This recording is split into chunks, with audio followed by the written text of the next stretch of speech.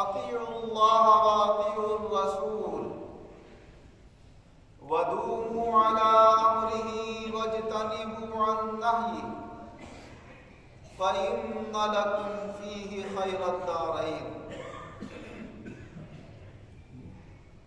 حضرات کرام، خطبہ مسنونہ کے بعد قرآن عظیم کی جو مبارک آیت تلاوت کی، اس میں اللہ تبارک و تعالی ارشاد فرما رہا ہے، اے ایمان والو، اسلام میں پورے داخل ہو جاؤ اور شیطان کے راستے مت اپناؤ، بے شک وہ تمہارا کھلا ہوا دشمن۔ اللہ تبارک و تعالی نے اپنے بندوں کے لیے ان کے سکون اور اطمینان کے واسطے، ان کی دینی اور دنیاوی ترقی کے لیے یہ خبردار فرما دیا کہ اگر ایمان والے پوری طرح اسلام کے طور طریقے اپنانے لگیں گے اور شیطان کے حملوں سے اپنے آپ کو بچاتے رہیں گے، شیطان کے گمراہی کی طرف لے جانے والے راستوں سے دور رہیں گے، تو یقیناً کامیاب ہیں۔ دنیاوی اعتبار سے بھی سکون اور اطمینان ہوگا اور آخرت میں بھی یقیناً کامیابی حاصل ہوگی۔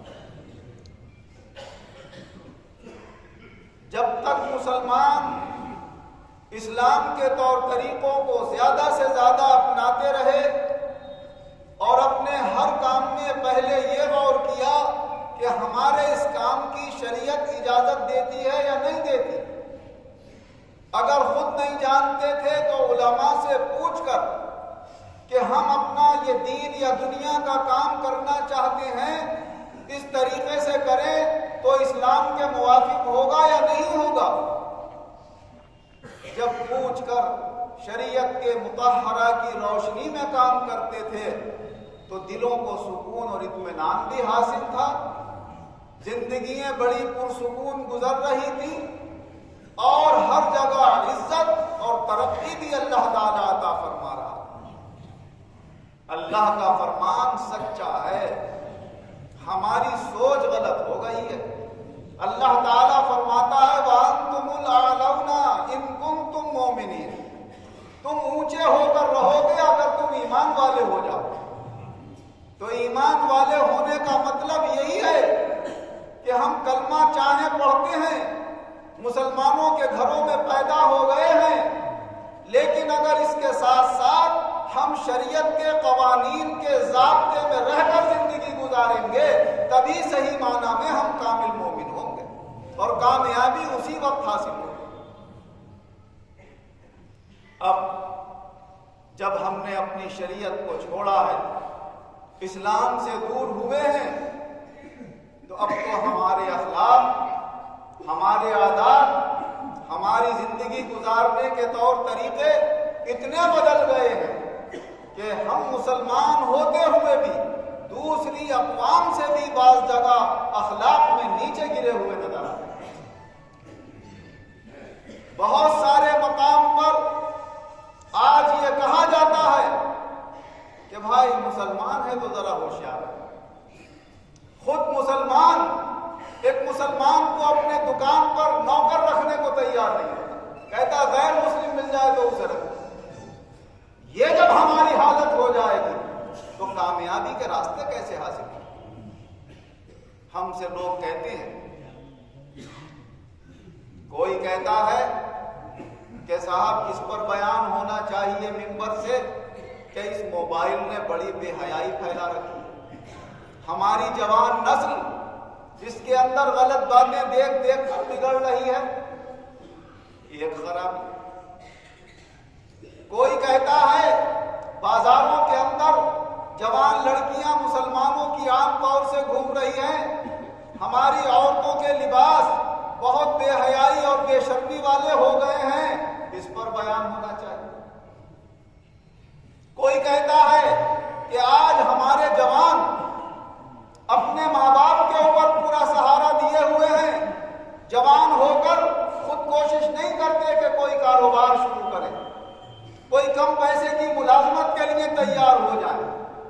ارمان بڑے بڑے اونچے ہیں، خیال آسمان پر ہیں، جیب میں پیسے خرچ کرنے کے لیے موجود نہیں ہیں، یا تو اپنے باپ کے اوپر یا یار دوستوں پر سہارا بنے ہوئے اور آئندہ کی زندگی میں کیا کریں گے انہیں احساس نہیں ہو رہا ہے۔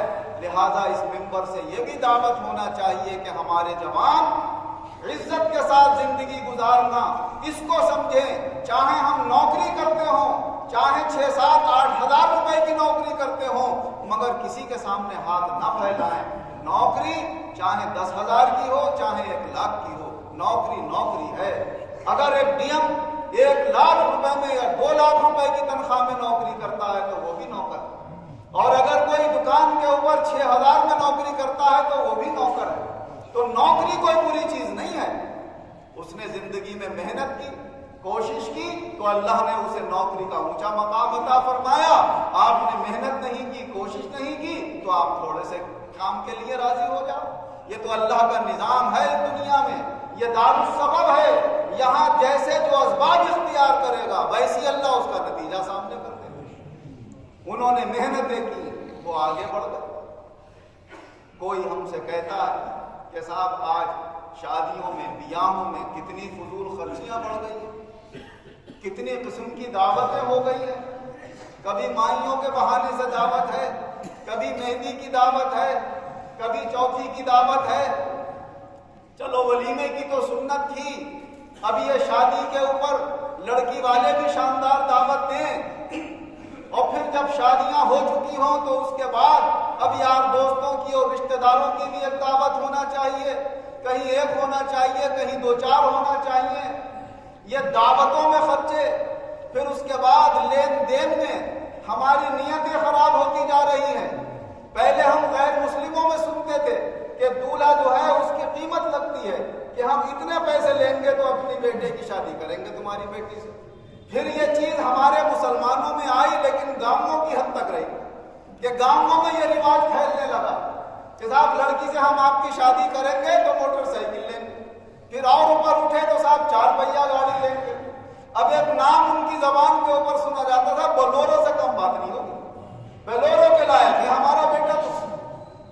اب آہستہ آہستہ یہ بیماری اور یہ مرض ہمارے شہروں میں بھی داخل ہوتا جا رہا ہے۔ آدمی اپنی شرافت بھول گیا، اپنا وقار بھول گیا، لیکن کچھ بھولا یا نہ بھولا کم سے کم اسلام تو یاد رہتا، شریعت تو یاد رہتی۔ اگر ہم نوکر پیشہ ہیں یا تجارت کر رہے ہیں تو ہم چھوٹے اور بڑے کام کی پرواہ نہ کریں۔ کوئی بھی جائز اور حلال روزی اختیار کرنے میں اگر آدمی محنت اور کوشش کرتا ہے تو اس کی وہ جائز حلال روزی 100 روپے دن بھر کے ان 1,00,000 روپے سے بہتر ہیں جو ناجائز و حرام طریقے سے کمائے جاتے ہیں۔ اگر آپ کے اوپر کوئی باتیں مارتا ہے سینہ تان کر کہو الحمدللہ ہم محنت کی جائز اور حلال کھاتے ہیں، تھوڑی ہے تو کیا ہوا، زیادہ والے کی ہمیں پرواہ نہیں، دنیا میں ہمیشہ نہیں رہنا، اللہ کے سامنے۔ آج شادیوں میں، بیاہوں میں کسی شریف گھرانے کی بیٹی اگر سر ڈھانک لیتی ہے تو دوسری عورتیں دیکھ کر کے دیکھو تو ملانی بنی ہوئی ہے۔ بڑے بے غیرت، اپنی غیرت، اپنی شرم، اپنا اسلامی لحاظ کم سے کم باقی رکھا ہوتا، زبان تو خاموش رکھی ہوتی۔ کہنا چاہیے تجھے برا کہ تو بے شرمی سے وہاں پر آئی ہے، سر کھول کر آئی ہے، اپنا بدن ننگا کر کے آئی ہے، 4 عورتیں اسلامی اور مسلمان اسلامی طور طریقوں سامنے رکھ کر اس کے اوپر عیب لگاتی، الٹا چوک کوتوال کو ڈالنا۔ جو اچھے طریقے اپنا رہے ہیں ان پر تو باتیں ماری جا رہی ہیں، اور جو خراب طریقے اپنا رہے ہیں ان کی واہ واہ کی جا رہی ہے، کیونکہ وہ پیسے والے ہیں، شان والے ہیں، ماڈرن ماحول ہے ان کا۔ کہاں نکلا جا رہا ہے اسے؟ کس کس میدان میں ہم اس منبر سے بولتے عشاء کے بعد بھی ہر پہلو پر، ہر موضوع پر بیان ہوتا ہے، مگر ایک تو آج موبائل میں جن جانے عمدہ سے عمدہ تقریریں ہم سن لیتے ہیں، کون آئے اپنے گھر سے اٹھ کر صاحب جامع مسجد میں عشاء کے بعد بیان سننے کے لیے، اور اگر کوئی آنا بھی چاہتا ہے تو ہم میں پارٹی بندیاں اتنی ہو گئی ہیں، ارے صاحب جامع مسجد جا رہا ہوں، گمراہ ہو جاؤ، بدعتی ہیں وہ تو۔ یہ ہم روک رہے دین سے۔ قرآن پاک کہتا ہے کہ اللہ کی بات سے مت رو. بدعت کی ہمارے اندر کتنی باتیں ہوگی وہ بھی تمہاری نظر میں, ہماری نظر میں تو وہ صحیح ہے جو طریقے ہم اپنا, ایک ہوگی یا دو ہوگی.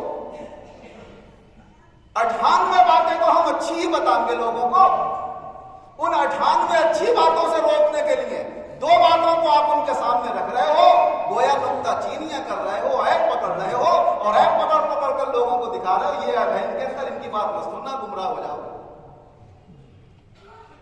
جبکہ حضور نبی اکرم صلی اللہ علیہ وسلم نے ارشاد فرمایا کہ نکتہ چینی کرنے والے, دوسروں کے عیب ڈھونڈنے والے جنت میں نہیں جائیں گے.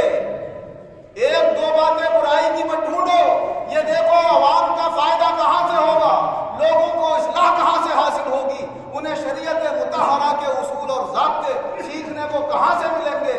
اگر ایسے ہی ہم آپس میں ایک دوسرے کو روکتے رہے تو ہماری مسلمان قوم کہاں نکل کر چلی جائے. ہم احساس پیدا کریں کہ یہ جو ہم کم پیسوں کی نوکریاں نہیں کرنا چاہتے, تھوڑے پیسوں سے روزگار نہیں کرنا چاہتے, یہ ہمارا نفس روک رہا ہے یا ہمیں شریعت روک رہی ہے. اگر شریعت ہمیں اجازت دے رہی ہے تو ہمیں کسی کی کوئی پرواہ نہیں ہونا چاہیے. ایسے ہی اگر ہم بے تحاشا دعوتیں اور اس میں کھانے بھی اتنے قسم کے کہ کوئی غریب آدمی دیکھ لے تو سوچے میری بیٹی کی شادی کیسے ہوگی, میں کہاں سے اتنے کھانوں کا انتظام کروں گا, یہ تو صاحب حیثیت تھا اس نے انتظام کر دیا. درمیانی قسم کا آدمی پیسا چلا جاتا ہے. ہم یہ دیکھیں کہ یہ کام شریعت مطہرہ کے ضابطے میں ہو رہے ہیں یا اس سے ہٹے ہوئے ہو رہے ہیں. اگر ہٹے ہوئے ہو رہے ہیں تو ہمیں چھوڑنا ضروری ہوگا, ورنہ ہماری دنیا بھی برباد ہوگی اور آخرت بھی برباد ہوگی. اور جو اصول اور ضابطے کے مطابق شریعت مطہرہ کی روشنی میں جہاں تک جائز ہو وہاں تک اختیار. ایسے ہی اپنی زبانوں سے مانگنا یا اشاروں کنایوں میں کہنا صاحب یہ تو چل ہی رہا ہے, آج ٹی وی تو ہوتا ہی ہے, فریج وغیرہ تو چل ہی رہا ہے, صاحب گاڑی بھی آج کل عام ہو گئی ہے, لینا دینا. ہم مانگ نہیں رہے صاحب, مانگ بھی نہیں رہے ہیں اور ذکر بھی کرتے چلے جا رہے ہیں, اشارے بھی کرتے چلے جا رہے ہیں. یہ تمہارے اشارے اور کنائے یا زبان منہ کھول کر بولنا یہ شریعت کے دائرے میں ہے, یہ شریعت سے ہٹ کر ہے. یہ سیالی مت کرو اپنے یار دوستوں کی, اپنے پڑوسیوں کی, حیثیت والوں کی, دولت والوں کی, ان کی جو دین سے بیزار ہیں, اسلام سے دور ہیں, جو مرضی آ رہی ہے وہ کر رہے ہیں. بلکہ اگر خود جانتے ہو دین کے بارے میں تو دین کے مطابق خود عمل کرو, اور نہیں جانتے ہو تو جاننے والوں سے پوچھ لو. فرمان باری تعالیٰ ہے فاسألوا اہل الذکر ان کنتم لا تعلمون, تم علم والوں سے معلوم کر لو اگر تم اپنے پاس علم نہیں رکھتے. اللہ تبارک و تعالیٰ نے شریعت اور اسلام کے مطابق جو ہمیں زندگی گزارنے کے طریقے بتائے ہیں اتنے صاف ستھرے, آسان اور سیدھے سادے کہ دنیا کی زندگی بھی چین سکون اور اطمینان سے گزر جائے اور ہماری آخرت بھی کامیاب ہو جائے. حضور نبی اکرم صلی اللہ علیہ وسلم نے ارشاد فرمایا کہ جو چیزیں حلال ہیں وہ بھی کھلی ہوئی ہیں, جو حرام ہیں وہ بھی کھلم کھلا سامنے ہیں.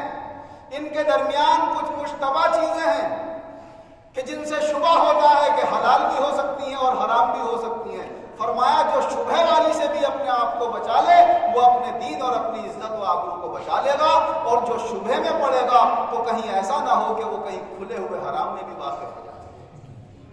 اور پھر حضور صلی اللہ علیہ وسلم نے ارشاد فرمایا لمبے لمبے سفر کرنے سے, محنتیں کرنے سے, عبادتیں اور ریاضتیں کرنے سے, بال پراگندہ کر لینے سے, چہرے غبار آلود بنا لینے سے اس وقت تک کوئی فائدہ نہیں ہوگا جب تک تم محنت کی حلال روزی حاصل نہیں کرو گے.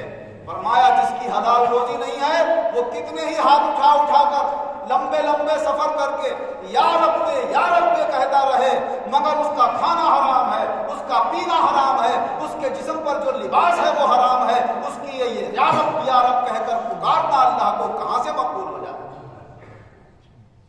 حضرت امام محمد رحمۃ اللہ علیہ جو امام اعظم ابو حنیفہ رحمۃ اللہ علیہ کے چھوٹے شاگرد ہیں, بڑے شاگرد ہیں امام ابو یوسف صاحب اور چھوٹے امام محمد صاحب, لیکن اتنے چھوٹے نہیں کہ نام سے ہم سمجھے چھوٹے. 999 کتابیں لکھی تھی انہوں نے بھی فقہ کی, کمرہ بھر گیا تھا. پھر انہوں نے سوچا پڑھے گا کون انہیں, تو انہوں نے مختصر کر کے 6 کتابوں میں جمع کیا. ان مسائل کو خاص تاکہ امت مسلمہ کے لیے آسانی ہو جائے۔ قرآن و حدیث سے مسئلے ہر ایک جب تک پڑھا لکھا نہیں ہوگا سمجھ نہیں سکتا، لیکن فقہ کی روشنی میں پڑھا لکھا اور ان پڑھ آسانی سے سمجھ سکتا ہے۔ تو دین کی خاطر اور ہماری خاطر انہوں نے یہ محنتیں، اور وہ 6 کتابیں آج انہی سے ساری فقہ کی کتابیں لکھی ہیں۔ سیر صغیر، سیر کبیر، جامع صغیر، جامع کبیر، مبسوط اور زیادات، ان 6 کتابوں سے سارے فقہ کے آج مسائل نکالے جاتے ہیں، وہ چھوٹے بھی اتنے بڑے آئے۔ ان سے کسی نے عرض کیا کہ امام صاحب، آپ نے دین، فقہ اور شریعت کے قوانین میں اتنی کتابیں لکھی ہیں، آپ کو تصوف میں بھی تو کوئی کتاب لکھنا چاہیے۔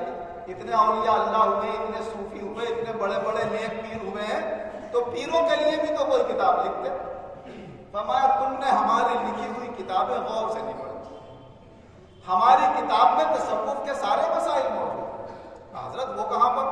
کہ یہ جو حلال اور حرام کے مسائل ہیں یہ سارے تصوف کے مسائل ہیں۔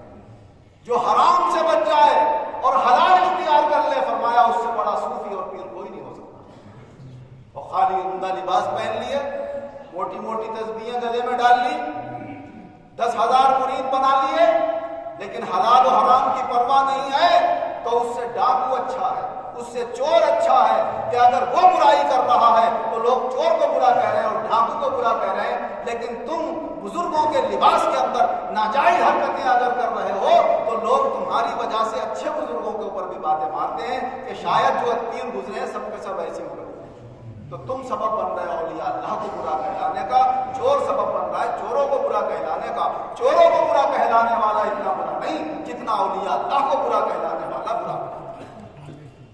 الغرض، اس مختصر وقت میں مکمل ہر ایک مسئلے کے متعلق جو ہمارے اندر خرابیاں اور برائیاں پھیلی ہوئی ہیں، ان کا علاج، ان کے وجوہات سب نہیں بتائے جا سکتے۔ خلاصہ یہ ہے ہماری ساری باتوں کا کہ ہم میں سے ہر ایک اپنی اپنی زندگی میں پیش آنے والے دینی دنیاوی واقعات کے متعلق غور کرے کہ ہم یہ کام شریعت کے مطابق کر رہے ہیں یا شریعت کے خلاف کر رہے ہیں۔ شریعت کے مطابق کریں گے تو ہماری دنیا بھی کامیاب ہوگی اور آخرت بھی کامیاب ہوگی۔ ہماری ساری بیماریوں کا علاج شریعت مطہرہ کے اندر مکمل موجود ہے۔ کسی شاعر نے کیا خوب کہا ہے کہ وہ کون سا گوشہ ہے حیات بشری، انسان کی زندگی میں کون سا وہ پہلو، وہ کون سا گوشہ ہے حیات بشری کا، احسان نہیں جس پہ رسول عربی۔ زندگی کے ہر پہلو کے لیے آپ کو ایک قانون ملے گا، ہر مرض کے لیے دوا ملے گی، ہر تکلیف کے لیے شفا ملے گی شریعت مطہرہ کے قانون میں، لیکن ہم اس کے طلب کرنے والے ہوں اور شریعت کے مطابق اپنی زندگی کے مسائل حل کرنے والے ہوں تو ساری بیماریاں خود بخود دور ہو جائیں گی۔ اللہ تعالیٰ شریعت مطہرہ کو زیادہ سے زیادہ اپنانے کی مجھے بھی توفیق دے، آپ کو بھی توفیق عطا فرمائے، اور جو ہم نے طور طریقے شریعت کے خلاف رائج کر رکھے ہیں اللہ اپنی رضا کی خاطر ان سے ہمیں بچنے کی توفیق عطا فرمائے، اور نفس کے حملے سے اور شیطانوں کے حملوں سے اور پورے ماحول کے حملوں سے اللہ ہماری حفاظت فرمائے۔ آمین۔ بارک اللہ لنا ولکم فی القرآن العظیم۔